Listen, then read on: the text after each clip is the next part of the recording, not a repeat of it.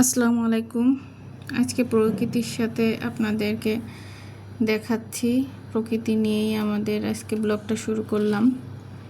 অনেক সুন্দর প্রকৃতি, বাতাস হচ্ছে আজকে, আবহাওয়াটা অনেক সুন্দর দেখে আপনাদেরকে শেয়ার করলাম। আসলে শহর এলাকায় এই সিন দেখাই যায় না, তো আমাদের বাসার সামনে যেহেতু গাছপালা আছে অনেক সুন্দরই লাগে, বাতাসে ঠান্ডা থাকে রুমটা, তাই আপনাদেরকে একটু শেয়ার করলাম।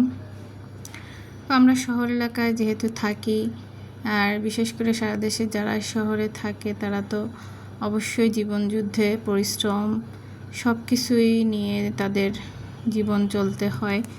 তো আমরা মোটামুটি এমন পরিস্থিতি তৈরি হয়েছে এখন যে দ্রব্যমূল্য সব কিছুই মানুষের নাগালের বাইরে চলে গেছে। তার ভিতর থেকে যে আমরা কিভাবে কি সেভ করে চলতে পারি সেগুলোই আপনাদেরকে শেয়ার করব। আমি দীর্ঘ অনেক বছর ধরে ঢাকাতেই আছি। যেহেতু ঢাকাতে থাকেন, সব থেকে বড় সমস্যা হচ্ছে বাসা ভাড়াটা। তো এই বাসা ভাড়ার বিষয়টাই আমি আগে আপনাদের বলছি। প্রথমে যখন আমি ঢাকায় আসি, মোটামুটি আমার মানে সাধ্য ছিল বড় বাসা নিয়ে থাকার, কিন্তু আমি খুবই ছোট বাসা নিয়েছিলাম। কারণ বাচ্চা কাচ্চা তো ভর্তি করতে হবে, পড়াশুনো বিষয় আছে, মানে প্রথম থেকে আমি সাশ্রয় বিষয়টাকে মাথায় রাখছি। যেহেতু শহরে থাকবো, আত্মীয় স্বজন আছে, শ্বশুর শাশুড়ি, প্রথম দিকে তো তারা চায়নি যে আমরা শহরে থাকি, কারণ তাদেরকেও সংসার খরচ চালাতে হবে, নিজেদের চলতে হবে, মানে সব কিছু একটা ছেলের উপর তো একটা ফ্যামিলি, বাবা মা সব কিছুই ডিপেন্ড করে। তো আমারও শ্বশুরবাড়ির সব মোটামুটি আমাদের উপরই ডিপেন্ড করতো। তো ইনকাম যাই করি না কেন তাদেরকে তো মানে চালাইতেই হবে, না হলে তারা কি করবে। তো এভাবে মোটামুটি আমি প্রথম বাসা ভাড়াটা যখন নিলাম, খুবই অল্প টাকায় ছোট একটা রুম নিয়ে থাকা শুরু করলাম। প্রথম দিকে সাবলেটেই থাকতাম, তা না হলে তো মোটামুটি ফ্ল্যাট তো নেওয়ার পরিস্থিতি সবার তৈরি হয় না, কারণ বড় বাসা মানে তো প্রত্যেক মাস শেষে একটা বিশাল অঙ্কের টাকা থাকবেই। আপনি খেয়ে থাকুন না খেয়ে থাকুন, মাস শেষে আপনাকে বাড়ি ভাড়ার টাকা তো দিতেই হবে। আপনি কি খাইলেন না খাইলেন ওটা কিন্তু বিষয় না। তো আমি তখন খাওয়ার বিষয়টাকে খুবই সীমিত রাখতাম, কারণ ইনকাম তখনও ওর বাবা শহরে এসে শুরু করেনি, কারণ উনি বাইরে ছিল। বাইরের থেকে আসার পরে যা কিছু ক্যাশ ক্যাপিটাল ছিল 2-1 মাস আমরা মোটামুটি কোনো রকম চললাম। পরবর্তীতে যখন দেখা গেল যে হ্যাঁ কিছু একটা করতে হবে, তো যাই হোক উনি একটা ছোটোখাটো জব নিয়ে শুরু করলাম। আমাদের বাচ্চা ভর্তি করা সব কিছু, কিন্তু আমরা ছোটো এক বাসা যেটা নিলাম সেইটার থেকে মানে যাই করতাম টুকটাক, আগে আমরা দেশ থেকেই সবজি বলেন এটা ওটা যাই হোক শহর থেকে খুবই কম কেনাকাটা করতাম, বাড়ি থেকেই প্রথম দিকে এনে চলতাম। তো যাই হোক আসা যাওয়া তো মানে থাকার বিষয় থাকে, প্রত্যেক সপ্তাহ বা মাসে তো যাওয়াও যাইতো না। কিন্তু আমার হাজব্যান্ড একটা দেশে কাজের ক্ষেত্রে প্রত্যেক মাসে আবার বাড়ি করলো যখন তখন নিয়মিতই মানে বাড়িতে যাতায়াত থাকতো। তো মাস শেষে দেখা যাচ্ছে আমাদের বড় মানে সবজি বলেন, মাছ বলেন, দুধ, এইটা আমরা মানে দুধ অনেক বছরই আমি কিন্তু মানে শহরে কিনি না, কারণ দেশ থেকেই আনা হয়। তো আমার বাসায় মোটামুটি ওই যে সাশ্রয়টা ওটা আমি মানে এইভাবেই শুরু করলাম, যে শহরে কেনাকাটাটা মানে এত মানে মানে সব কিছুতেই বাড়তি। তো আপনি এলাকা ভিত্তিক দেখবেন যে কিছু কিছু এলাকায় আপনার মানে ওই যে ভিতরের দিকে থাকে না, কিছু কিছু দোকান বা কাঁচা বাজার থাকে, ওখান থেকে যদি আপনারা মানে সাশ্রয় মূল্যে কিছু কিনে চলতে পারেন, দেখবেন যে মানে সবজির তো দোকান একটা কথা আছে না যে ভালো মন্দ সব জায়গায় আছে। আপনি মনে করেন ভালো একটা দোকান থেকে সবজি কিনলেন, সেখানে কিন্তু তুলনামূলক আপনাকে দামটা বেশি দিতে হবে। আর আপনি ছোট একটা দোকান থেকে কিনলেন, সেখানে দেখলো তার দোকান অনুযায়ী সে কিন্তু সবজির দামটা একটু কম রাখলো। আর যে বেশি রাখে সে দেখবেন যে তার দোকান হিসাব করে আপনার ভাড়াটার হিসাব করে আপনার কাছ থেকে হয়তো সবজির দামটা বেশি রাখে। তাহলে আমি কেন ছোট দোকান থেকে না কিনে বড় দোকানে যাব? এটা আমাদের একটা সাশ্রয়ের বিষয়। ওই বিষয়টা মাথায় রাখতাম যে একই দোকান পাশাপাশি দেখা যাচ্ছে ওই দোকানে আমি দাম কমে পাচ্ছি, এই দোকানে আমি বেশি পাচ্ছি, তো আমি ওই দোকান থেকে কিনতাম। তো এরকম যখন মানে দেখা যাচ্ছে কিছু কিছু হাট বাজার বলেন, মানে কিছু ঘনবসতি এলাকা বলেন, সেই সব জায়গায় কিন্তু অনেক ধরনের দোকান মার্কেট নিয়ে বসে, যেমন কাপড়ের দোকান বলেন, গস কাপড়। আমি যখন প্রথমে ঢাকা আসলাম তখন দেখি যে ওরকম ছোট ছোট মানে ফুটপাতে দোকান বলেন, মানে ওই যে মার্কেটে মানে কাঁচা বাজারের যে মার্কেটটা, ওখানে বিভিন্ন ধরনের মানুষ প্রোডাক্ট নিয়ে বসতো, যে কোনো কাপড় চুপড় বলেন, গস কাপড়, থান কাপড়, বেডশিট বলেন।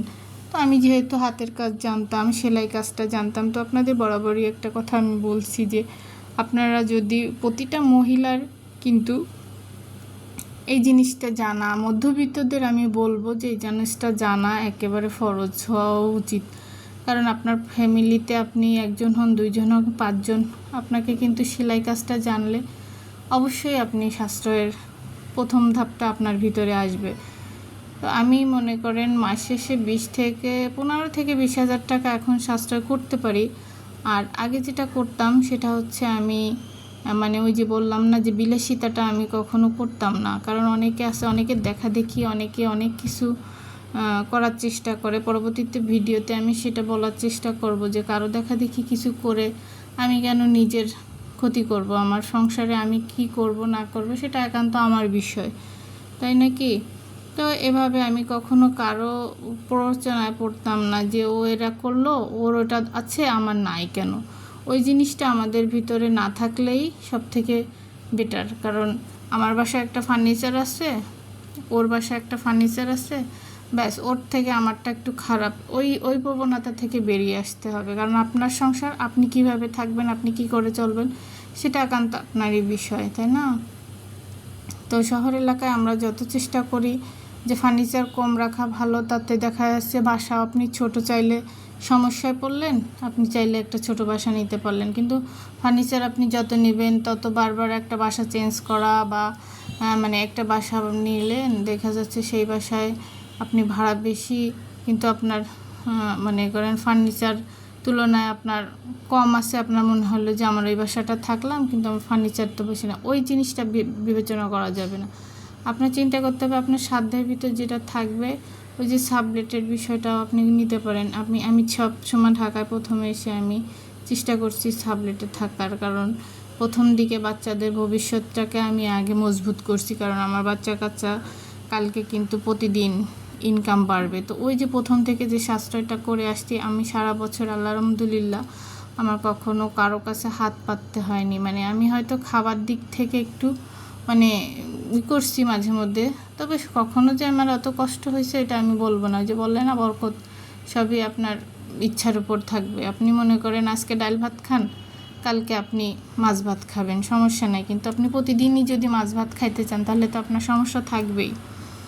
তো মানে চেষ্টা করবেন যে সপ্তাহে একদিন ভালো খান, 5 দিন একটু মানে যেভাবে হোক আপনার চালানোর চেষ্টা করবেন। যেহেতু আপনার বাচ্চা কাচ্চাই আপনার মূল খরচের বিষয় থাকে, আপনার বাচ্চা কাচ্চাকে কীভাবে মানে ওই বিষয়টা আমি প্রথম যখন ওরা ছোট ছিল আমি নিজেই পড়াইতাম, নিজেই চেষ্টা করতাম যে টিউশনি দিতে হবে, টিউশনের পিছনে কেন আমি 2,000 টাকা দিব, আমি ওই পড়াটা আমি ওকে নিজে পড়াতাম বাচ্চাদের। আলহামদুলিল্লাহ আমার বাচ্চারা মোটামুটি ভালোই রেজাল্ট থাকতো স্কুলে। তারপরে হচ্ছে আপনার এই যে কাঁচা বাজারটা আপনি চাইলেই ছোটোখাটো দোকান থেকে হাজব্যান্ড না কিনলে আপনি নিজে কিনলে, হাজব্যান্ড দেখা যাচ্ছে অনেক সময় ভালো ভালো মার্কেট থেকে কিনলো, সে হয়তো আর 200 টাকা বেশি খরচ করে আসলো, আপনি ওই 200 টাকা আপনার কিন্তু নিজে বাজার করলে সাশ্রয় হবে। তাহলে আপনি মাস শেষে যদি 200 টাকা করে হিসাব করেন, অবশ্যই আপনার 6,000 টাকা আপনি মাস শেষে নিজেই আপনি চেষ্টা করলে আপনি বাজার করলেন বা বাজারের ইয়াটা করে আপনি বাজার করবেন। কি আপনাকে আমি বলতেছি না যে আপনি আপনার হাজব্যান্ডের উপর থেকে যে আপনি বাজার করেন। হ্যাঁ, শহর এলাকায় প্রতিটা মানুষকেই লড়াই করতে হয়। পদ্মা থেকেও আমরা পদ্মার বাইরে যে বাজার করতে পারবো না এমন না, পদ্মা থেকেও আমরা তো পদ্মা করি, সবসময় পদ্মা করেই তো বাজারে গেছি। ওই আলহামদুলিল্লাহ আমাদের তো কোনো সমস্যা হয়নি। তো সবভাবেই আপনার মনে হয় যে মহিলারা যদি কিছু একটা মানে করতে পারি অবশ্যই সাশ্রয় করে চলতে পারবো। আমি ইনশাল্লাহ আমার একটা বাড়ি করতে পারছি। এই আমার হাজব্যান্ড এত আহামরি অনেক কিছু করতো না, কিন্তু ওই যে আমার যে সাশ্রয়, আমার যে একটা মানে সৃজনশীল চিন্তা ছিল যে এইভাবে চললে, এইভাবে খরচ কমাইলে মাসে আমার জন্য মাছ কিনতেও হয়তো 1 মাসের মাছ কিনতো, আমি দেখা যায় ওই মাছটা যে কোনোভাবে হোক 2 মাস চালাইতাম। মাঝখানে আমি মানে ওই মাছটাকে আমার 10টা পিস না রান্না করে আমি 5টা পিস রান্না করতাম, যে হ্যাঁ একটা পিস নষ্ট করব, একটা পিস খাবে না, বাচ্চারা সবসময় সব মাছ খায় না, আমি এক্সট্রা মাছটা কেন নেব। তো ওই মাছটা আমি তো এক্সট্রা নিতাম না। যে অনেকে আছে যে আমি মাছ কিনছি, আমার হাজব্যান্ড অনেক মাছ, আমি সব মাছই রান্না করি, বা 10টা মাছ রান্না করি, 10টা মাছই 2টা করে খাবো। আমার একটু সীমিত খাই, আমি সীমিত সাশ্রয় করি। সাশ্রয়ের বিভিন্ন অপশন আছে, আমি চাইলে অনেকভাবে আমি সাশ্রয় করে চলতে পারি। তো আমাদের এভাবে বিভিন্ন বিভিন্ন ধাপ আছে। এই ধাপগুলো অবলম্বন করলে দেখবেন যে আপনি আপনার শুধু নিজের বাচ্চা কাচ্চার বলেন সব কিছুতে কিন্তু আপনি নিজে তদারকি করে দেখুন যে কিভাবে আপনার সুবিধা হবে, যে কোনভাবে আপনি সাশ্রয় করলে, কোনভাবে আপনি চললে আপনার ফ্যামিলিতে আপনি সাশ্রয় করে চললে আপনার ভালো হবে, সুবিধা হবে, সেটা একান্ত কিন্তু আপনি নিজে নিজে বের করতে পারেন। চাইলেই আপনি বসুন, একদিন বসে হিসাব করুন যে আপনার মাসে কত টাকা খরচ হচ্ছে, কী করেছে, আপনাকে ঘর ভাড়া, খাওয়া খরচ সব মিলে একটা খরচের লিস্ট করতে হবে। করার পরে আপনি সেখান থেকে কিভাবে কিছু টাকা সাশ্রয় করতে পারেন, কোনটা করলে, সেটা কিন্তু একান্ত আপনার নিজস্ব বিষয়। আপনাকে কেউ আমি শিখাই দিলে বা আপনার সেই মানে সাশ্রয়টা হবে সেটা কিন্তু না, একান্ত আপনার বিষয়, আপনি কি করবেন। তাছাড়া এখন পরিস্থিতি এত খারাপ হয়ে গিয়েছে মানুষের, যে রোগ ব্যাধি কিন্তু একটা বিষয়, বিশাল বিষয় হয়ে গেছে। কারণ এখন প্রতিটা ফ্যামিলিতে মাসে একজন না একজন দেখবেন যে অসুস্থর তালিকায় থাকবেই। তার পিছনে মানে ডাক্তারের কাছে যাওয়া মানেই তো বুঝেন যে 10 থেকে 20 হাজার। ওই যে আমরা সাশ্রয়টা, আমরা চাকরিজীবী হই বা ছোটোখাটো একটা ব্যবসায়ী, যেভাবে হোক আমাদের সাশ্রয়টা ওভাবে আমরা শুরু করলে, ওই যে আমার আছে আজকে খরচ করে ফেললাম, কালকে কিন্তু আমাকে সেই হাহাকার করতে হবে যে আসলে এই টাকাটা আমি কোথায়। আসলে সব কিছুই আল্লাহ নির্ধারণ। আপনাকে রোগ দিয়েছে, আল্লাহ নিরাময় করার জন্য দেখবেন একটা না একটা অছিলায় আল্লাহ দিয়ে দেবে। কিন্তু ওই যে আসে না যে আমার তো নির্দিষ্ট একটা খরচের মধ্যে সীমাবদ্ধ থাকতে হয়, তখন কিন্তু মাস শেষে আপনাকে এক্সট্রা একটা খরচ আসে। এই খরচটা যদি আপনি মনে করেন কোথাও জমা রাখেন, একটা ব্যাংক কিনেন, আজকের থেকে একটা ব্যাংকে আপনার 100 টাকা করে রাখেন, সেটা আপনি শত কষ্ট করে 100 টাকা খরচ করবেন না, তাহলে দেখবেন যে আপনার সব কিছুই কিন্তু আপনার নিয়ন্ত্রণে আস্তে আস্তে চলে আসবে। তখন আপনি নিজেও হয়ে যাবেন। অনেকে হয়তো বলবে যে হ্যাঁ আমি এত হিসাব কেন করব, আজকে না করলে কালকে তো আপনাকে কষ্টে পড়তেই হবে। তো আলহামদুলিল্লাহ আমি এভাবে আমার যে মানে যতটুকু করছি আপনাদের শেয়ার করলাম, যে আমি শহরে আসার পর থেকেই এরকম অনেক পরিস্থিতি তো চলছি, অনেক বাসায় থাকছি, অনেক মানে প্রতিকূল পরিবেশ, অনেক অসুস্থতা, অনেক রোগ ব্যাধি, সব কিছুই মানে বাস্তবিক দিক থেকে শেয়ার করলাম। কিন্তু আমি এই শহরে থেকে হাজব্যান্ডের সামান্য ইনকামে আমি একটা জায়গা কিনেছি, একটা বাড়ি করতে পারছি। সেটা কিন্তু একান্ত ওই যে বলে না যে হাজব্যান্ডের উপর আমি ক্রেডিটটা দিব না, হাজব্যান্ড কিন্তু কাজ করছে ঠিক আছে, কিন্তু প্রতিটা বিষয় আমাদের মনে করেন আমাকেই হ্যান্ডেল করতে হয়েছে, হাজব্যান্ডকে বোঝাইতে হয়েছে দেখো এটা করো না।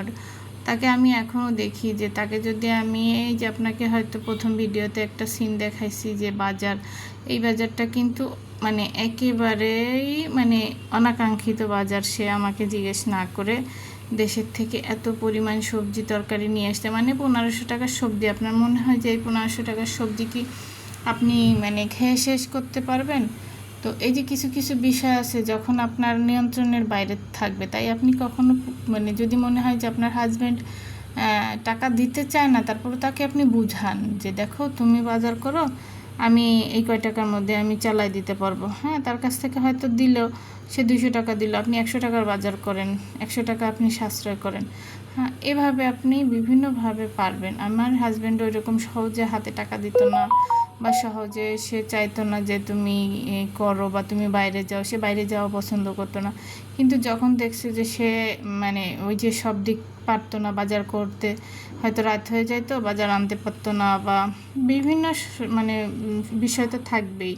তো সব যখন দেখতো যে আমি তো পারতেছি, তো আমার উপর তখন ছাড়ে দিতে বাধ্য হইলো। তো এরকম আপনি যখন তাকে বিভিন্ন অপশন আপনি যদি ছাড়ে দেন, হ্যাঁ তুমি বাজার নিয়ে এসো, তুমি বাজার নিয়ে, পুরুষ লোক ঠিকই বাজার নিয়ে আসে, যে ওই বাজারটা দেখা যাচ্ছে যে আপনার মনের মতো হয় না, তখন দেখা যাচ্ছে রাত হলো, অনেক রাত্রে সে মাছ কিনে নিয়ে আসলো আপনি। তো আপনি এখন কিন্তু শহরের সব আপনার বাড়ির সামনেই সব কিছু আপনি পাচ্ছেন। তো একটু চেষ্টা করলে, একটু রিজনেবলে পাইতে হলে অবশ্যই আপনি একটু ভিতরের মার্কেটে যাবেন, বড় কাঁচা বাজারে যাবেন। হ্যাঁ, এখানে গেলে দেখবেন যে আপনি সাশ্রয়ী মূল্য অনেক কিছু খুঁজে খুঁজে নিজের অল্প টাকার ভিতরে রিজনেবলে কিনতে পারেন। যে যে জিনিসটা আপনার হয়তো বড় মার্কেটে বেশি টাকা দিয়ে কিনতেছেন, পাশের দোকানে আপনি কিন্তু সেটা ছোট একটা দোকান থেকে কিনলেন, কিন্তু একই মাল দেখলেন ওখানে হয়তো 50 টাকা, এখানে হয়তো 30 টাকায় পাচ্ছেন। তাহলে আমরা ওখান থেকে কিনলেই যদি একই খাবারটা পাচ্ছি, অনেকে বলবে যে না ওখানে তো সবজিটা ভালো। আজকাল দেখবেন যে সবজি ভালো করতে অনেকে অনেক মেডিসিন ব্যবহার করে, সে যতই দোকানদার ফেরেস্তা কিন্তু এখন আপনি পাবেন না। আর আপনি যদি মনে করেন যে ওই যে ওরা মানে খারাপ জিনিস বেচতেছে, আমি মনে করি ওরাই টাটকা জিনিসটা বিক্রি করতেছে, কারণ ওরা হচ্ছে ওই যে আপনার রসায়ন দিয়ে সাজাবে না। দোকানদাররা কিন্তু অনেক সময় দেখা যাচ্ছে কালারফুল করে আপনার সাজায়ে টাকাটা বেশি নিচ্ছে, কিন্তু মালটা কিন্তু আপনি সেম পরিমাণে একই রকম পাইতে পারেন অনেক জায়গায়। তারপরেও অনেকে ভালো দেবে, অনেকে খারাপ দেবে, এইটাই। তো চেষ্টা করব যে আমরা কিভাবে কি মানে অল্প টাকার ভিতরে নিজেদের সংসারকে চালানো, বাচ্চা কাচ্চা পড়ার বিষয় তো আছেই, সব বিষয়ে কাপড় চোপড়, মানে একটা ফ্যামিলিতে একটা পুরুষ লোক এখন আসলে সবভাবে সে মানে সামাল দিতে গেলে মধ্যবিত্তদের অনেক সমস্যা। আর নিম্নবিত্ত তাদের তো বিষয় আলাদা আছে, তারা কিন্তু আসলে মহিলারা, প্রতিটা মহিলাই দেখেন এখন ওই যে কাজ করে, চাকরি করে, ছোটোখাটো চাকরিতে আছে, কাজে আছে, তাদের কিন্তু আসলে মধ্যবিত্তদের থেকে বেশি ভালো আছে, কারণ ওদের সমস্যা ওরা বলতে পারে। কিন্তু মধ্যবিত্তরা কিন্তু সহজে কখনো কোনো বিষয় নিয়ে কারোর সাথে সহায়তা চাইতে পারে না, বলতে পারে না, লজ্জায় আপনার মানে একটা সমস্যা লাগবে। তো যাই হোক, এভাবে আমরা একে অন্যের বিষয়টাকে শেয়ার করলাম। চেষ্টা করবেন যে এর মাধ্যমে যদি আপনাদের কিছুটা উপকার হয়। আশা করি আরও ভালো ভালো কিছু পরামর্শ দেওয়ার চেষ্টা করব ভবিষ্যতে। আর আমার চ্যানেলটি আপনাদের ভালো লাগলে চ্যানেলটিতে একটি লাইক করবেন, সাপোর্ট করবেন, শেয়ার করবেন বন্ধুদের মাধ্যমে, এবং অবশ্যই অবশ্যই সাবস্ক্রাইব করে রাখবেন, যাতে পরবর্তীতে কোনো ভালো একটা ভিডিও ছাড়লে আপনারা পেয়ে যাইতে পারেন। আর এভাবে আমাকে সাপোর্ট করে যান আপনারা। আমার